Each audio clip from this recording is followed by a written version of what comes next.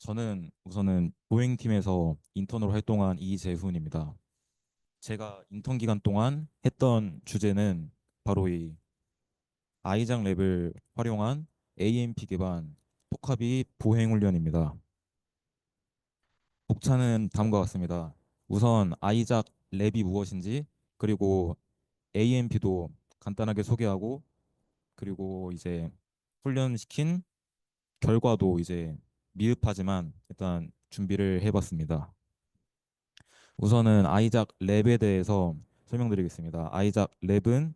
작년 6월, 그러니까 몇 달 전쯤에 이제 배포가 된 어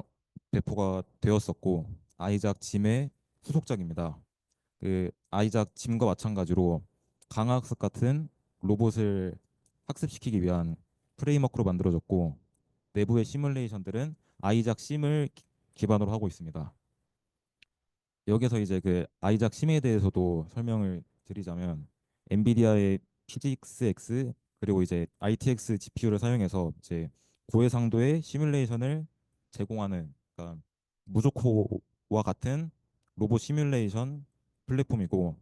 이 부분에서는 이제 훈련을 위한 기능은 없고, 훈련 같은 경우에는 이제 아이작 짐에서 별개로 이제 진행이 되다가 짐은 업데이트를 멈추고 이제 심에 통합이 되게 되었고, 아이작 랩에 이제 아이작 랩이 아이작 심을 기반으로 해서 이제 출시가 되었기에, 이 부분, 그러니까 아이작 심을 사용할 수 있다는 것이 우선은 아이작 랩의 장점이라고 할 수 있겠습니다. 그, 그 외에도 일단은 심을 사용하기 때문에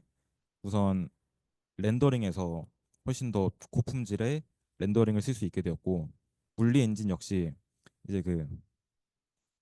엔비디아에서 그 아이작 랩을 홍보를 할 때 이제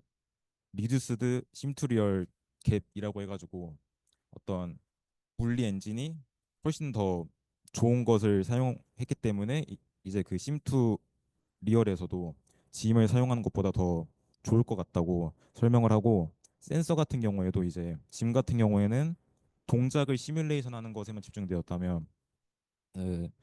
라이다나 카메라 그리고 IMU 같은 다양한 센서를 지원하기 때문에 이제 인식 관련된 훈련에서도 이제 어 그러니까 그런 인식 관련된 거를 하신다면 아이작 랩을 사용해 보시는 것이 좋을 수도 있겠습니다. 그리고 이제 기능 같은 경우에도 짐은 강화학습을 위주로 진행이 되고, 랩은 그 추가적으로 모방학습이나 모션 플래닝 등에서도 다양한 학습이 가능하고, 심과 연동되어 로봇 개발도 가능하다고 합니다. 그리고 이제 추가적으로 로봇에 대한 정보를 가져오는 부분에서도 짐에서는 XML이나 UIDF를 통해서 가져오게 되는데, 랩에서는 USD라고 하는 새로운 형식을 통해서 가져옵니다. 이때 그 USD 역시 아이작 랩의 장점으로서 기능을 할 수가 있는데요. 우선은 그 유니버셜 씬 디스크립션이라고 해서 픽사에서 만든 오픈 소스 파일 형식인데, 어 이제 씬을 디스크립트 하는 것처럼 로봇뿐만 아니라 이제 그라운드나 카메라 구도 그리고 배경 같은 어떤 다양한 정보들을 하나의 파일 안에 담을 수가 있고, USD 같은 경우에는 아이작 랩에서 제공하는 컨버트 UIDF나 컨버트 MJCF와 같은 함수를 통해서 바꿀 수가 있고, 추가적으로 USD만의 어떤 장점들을 사용해서 수정을 하고 싶다면 옴니버스에 있는 이 USD 컴포저라고 하는 프로그램을 쓰게 되면 좀 더 USD의 장점을 잘 사용할 수가 있고, 이건 이제 간단하게 엔비디아에서 USD를 소개하기 위해서 온 영상인데, 잠깐만 이제 USD를 보여드리면 이제 그 홀스트, 네, 가지고.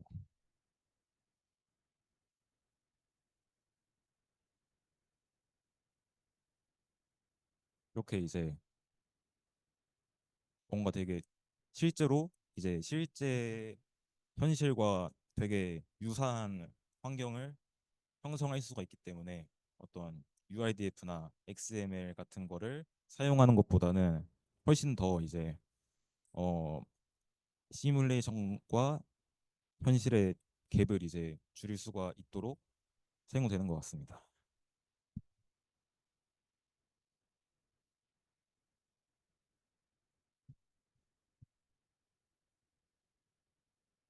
그리고 이제 코드 구현상에서도 사실 되게 많은 차이점들이 있는데 이제 가장 큰 것만 말씀드리면 환경 구성이 있어서도 이 아이작 랩에서는 디렉트 인발로먼트와 매니저 베이스드 인발로먼트를 제공을 하는데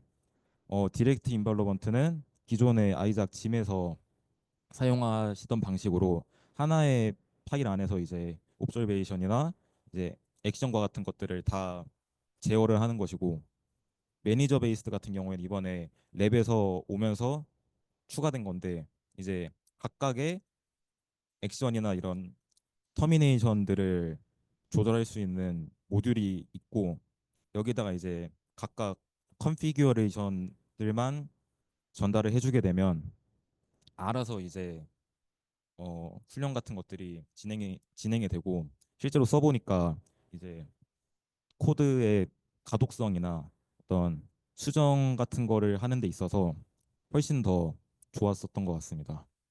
그리고 이제 그 서치 방식도 역시 다른데요. 짐에서는 이제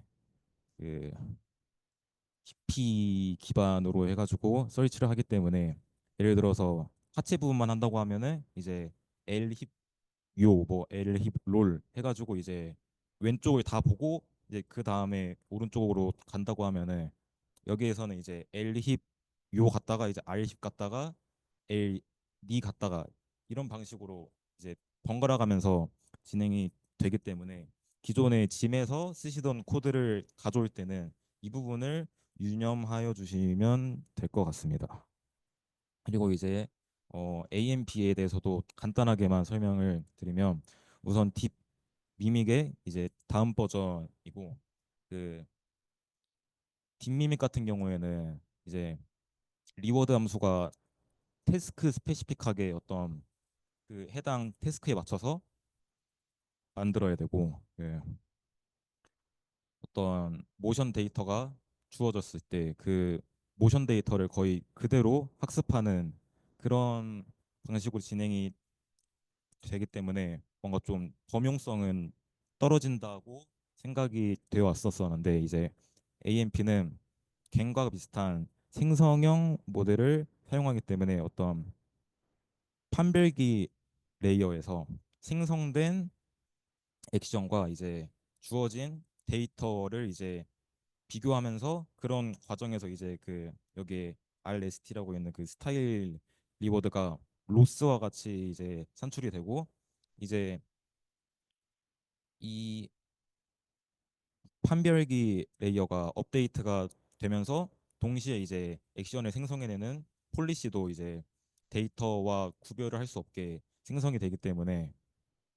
이제 완전히 데이터와 똑같이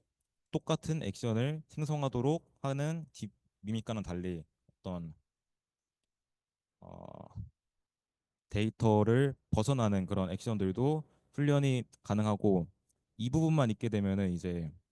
그냥 모션만 생성해주는 모델이 되겠지만 이제 추가적으로 태스크 리워드를 계산하는 부분도 있습니다. 어, 이 부분에서도 역시 딥미믹과 다르게 힘들게 보상 함수를 만들지 않고 단순하게 이제 커맨드라고 하는 그런 기준이 되는 속도를 주기 때문에 그거를 그냥 따라가는지 안 따라가는지 정도로 리워드를 계산을 해서 이제 그 해당 리워드와 판별기에서 나온 리워드를 더해서 이제 그거를 폴리시에다가 전달을 해줌으로써 좀 더 이제 간단하게 훈련을 진행할 수 있게 됩니다. 그래서 이 덕분에 이제 딥미믹보다 더 자연스럽고 일반적인 움직임이 가능하고 그렇기 때문에 더 많이 사용되는 것 같습니다. 에, 그리고 제가 이제 인턴을 할 때 받았었던 주제가 바로 이 AMP를 아이작 랩에다가 구현하는 것이었었는데 이때 그 참고했었던 코드가 여기 그 아래 있는 github.com 이제 로봇랩이라는 거를 사용했고 추가적으로 이제 세부적인 모션 파일이나 그런 토카비에 대한 정보 같은 것들은 AMP 프레임워크라는 현재 그 부행팀 분들이 사용하고 계시는 그런 코드에서 참고를 많이 했습니다. 네, 그래서 이제 훈련 결과 같은 경우에는 우선 4096개 환경에서 3000번 반복을 했고요. 모션 파일 같은 경우에는 이제 토카비 데이터 22 스케일드 제이슨이라는 걸 사용했는데 어 앞으로 가는 모션인데 이제 다른 데이터보다는 좀 더 이제 빠른 속도로 걸어가는 이거 하나만 사용했었고 커맨드 같은 경우에는 리니어 밸류가 이제 앞으로만 가도록 해서 0에서 0.6 그리고 리니어 밸류 y와 같은 회전하는 커맨드 같은 경우에는 주지 않고 훈련을 했습니다. 그래서 이제 나온 훈련 결과가 아래처럼 찍혔는데 각각 이제 첫 번째 같은 경우에는 이제 아까 말했었던 태스크 리워드라고 하는 커맨드를 잘 따라가는지에 대한 리워드이고 오른쪽에 있는 거는 이제 민 에피소드 랭스라고 해가지고 해당 환경이 이제 종료되지 않고 얼마나 이제 오래 서 있고 오래 유지가 되었는지를 판단하는 지표인데 거의 비슷한 움직임으로 상상하다가 수렴을 하게 되는데 일단 이거를 통해서 일단 제가 설정을 한 환경 내에서는 잘 동작을 한다고는 것을 확인할 수 있었습니다. 다음은 결과 영상입니다. 이제 상당히 이제 훈련이 잘 되진 않았는데 일단 커맨드를 0.6으로 주었을 때는 이런 느낌으로 훈련이 되었었고요. 0.1로 주었을 때는 이제 예, 이런 느낌으로 훈련이 되었습니다. 램퍼러스 모션은 이제 그